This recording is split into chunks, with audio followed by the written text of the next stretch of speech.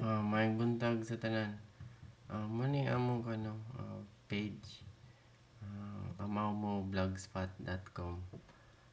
Libre ra ni siya. Wala may server mo na vlogger may nag-post. Anyway, muni meaning sa amaw mo. Amateur Weather Monitoring. AMA-WMO. Ang first ninyo makita is ang Makanhan Weather Mashup. Link ni siya sa ArcGIS. So makita ninyo ning kuan map danhi by default na ang Cagayan de Oro.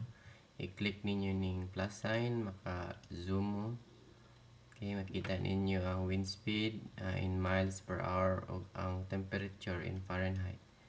So inig-zoom out ninyo, makita ninyo ang entire Mindanao Island. Naka-highlight pa ni siya no sa shake map nalinog atong kuan Friday sa gabi. So kita ninyo ning kuan ang information ini-click ninyo na shake map. So anyway, zoom out ninyo ana makita ninyo ang precipitation forecast kaning naka-green. Zoom out again ang active storm system, si Linfa, international name niya, si Chanhom o si Nangka. So muna yung kuan, muna yung mga active storm karon og napadari sa ubos kani si kinsa man ni siya. Anyway, para tayo di natin labot ana. Ini-click ninyo aning kuan kaning button din hi. So full screen na siya. So kung mabalik mo, click lang mo ng details. Naa ang layers niya din, kita ninyo, click ninyo ng details din. So kung gusto niyo i-turn off ang kaning current weather situation, so makita na ninyo on o off. So i-on na to ang modis satellite image, kita na to ang clouds. So kita na ninyo. So importante kaayo ning kaning current na conditions sa wind o ang iyang temperature. Ang kaning button po, click ninyo ni kita ninyo ang tide chart, and then ini-click ninyo ning isa, makita ninyo ang GIF nga run sa latest photog image. So glihok na siya. So ang downside lang anis kinahanglan ni siya og internet speed nga pas-pas, no. I don't know if murag dili man gid siya practical sa Pilipinas. Ang anong ginagamit naman ni practical ni para sa hua kay duha ka basin ang among gi tan-aw dinhi. So basin naamo sa Pacific nga basin, and then kami naapod mi dinhi sa Atlantic nga basin. So sayon ra kay sa akong kani akong gamiton kay mo type ra man ko dayon ko ni zip code 34952 mo ni zip code sa among baryo dinhi. So automatic ni siya mo locate sa among location namo. Nya makita na pud nako ang among current weather dinhi with Doppler. Kay open man ang data sa kuanda ni NOAA. So kani morning Doppler data ang kaning na yung mga sun, clouds na AccuWeather na siya, parehas na siya sa Cagayan kay global man ang ang AccuWeather. Ang kani pong precipitation forecast kaning na green global gyapon ni siya. Kita gyapon ninyo ni sa Cagayan o sa Pilipinas.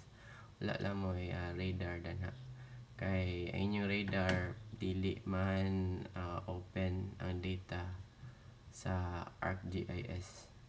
So anyway, mabalik ko dito sa Cagayan de Oro, click lang kaning home. Di ra po mo click dani, no. Yan mo Manila, Philippines. Asa mo adto, automatic na siya. So inig-down ako ni among page na mo. Nanita sa next nga picture. Ano siya, makita ninyo ang latest na run. 1 hour and 18 minutes lang ang lag time ani. So makita ninyo ang rainfall ninyo ni actual nga rainfall ni siya. So actual nga rainfall sa Pilipinas. Click lang mo zoom si Linfa man ni no. So naara siya si Linfa kani ang kanang precipitation, enhanced precipitation nga gisuyop ni Linfa aka habagat. Makita po ninyo kung unsa ka kusog ang inyong rainfall ani kay naman ning yellow. So ma-zoom in ninyo ni siya kung unsay unsa na siya nga area na. So click maka-zoom mo. No, so kita ninyo yung stream, i-on lang ninyo yung stream. On yung urban area. So kita ninyo ang area na. So sa eastern section sa Luzon. So anyway, out man ni sa atong area of responsibility. So kuha lang na siya. Pang-on lang ninyo ni mga buttons, self-explainable man na. 6 hour nga kuan heavy rain in last 6 hours. So muna siya. So ang latest nga rain totals niya. So muna ni siya last 3 hours. So muna. So kusog-kusog yapon. So ang next nga feature is ang Kabula River water level, and then ang Doppler radar sa Cagayan de Oro. Climate X niyang source ani. Naatay phangtap nga image sa Western Pacific o sa Atlantic. Ang kani mao ni siya ang tide chart ninyo og naay sunrise og sunset og naa po may lunar nga kuan kanang calendar. Again, balik ta sa ArcGIS no. So ako ning pwede po mo maka-measure ani. Ako ni balik sa Cagayan. So, naani siya nga nila base map. So, gusto mo kung naamo sa kanang Disaster Coordinating Council. So, pwede mo maka-edit ani nga map. So, zoom ninyo no. I-highlight lang ako ang features ani no. So, ini muning Cagayan de Oro. Ato lang sa ning off ning shake map kay haron dili ni siya mahanap. Madatong shake map na to. Wala na ko. Okay, wala siya. Ay gems ang shake map. Na ang shake map nila din na.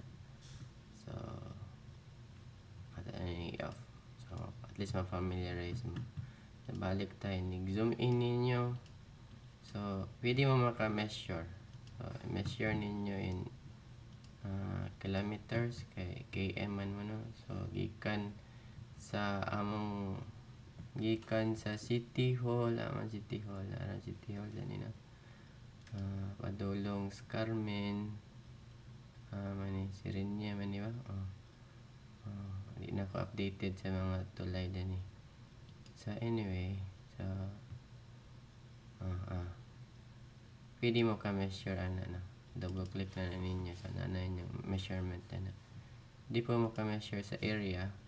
Ilay area aning kuan. City na to. City proper. Sinig area. Click ko sa area. Click ko din ha. Click.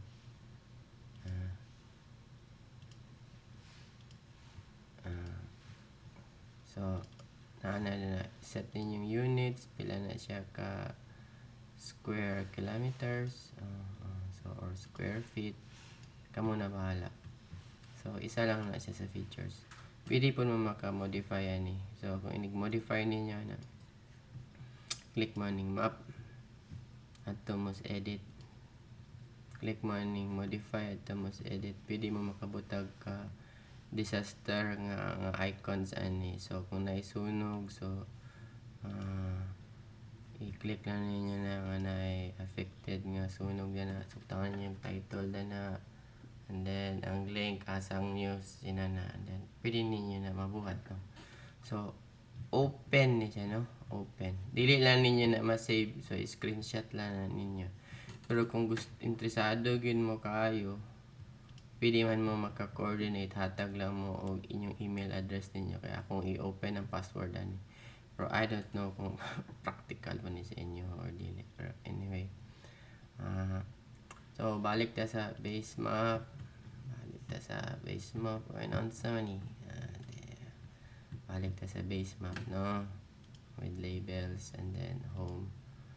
So na tong balay na ka, no? Pwede rin na ninyo ma-edit. Kuhaon na ninyo i-delete. So pwede rin mo makabutang ano. So again, I hope naani sa magamit ra ninyo ni kinahanglan gyud ninyo ni tun-an kung gusto mo magtuon, kay dili ni siya pwede nga magsalig lang mo og information gikan sa mua. Okay, so I hope nga naamoy nakatunan sa among gi-share karon. Salamat sa pagbamati og maayong adlaw.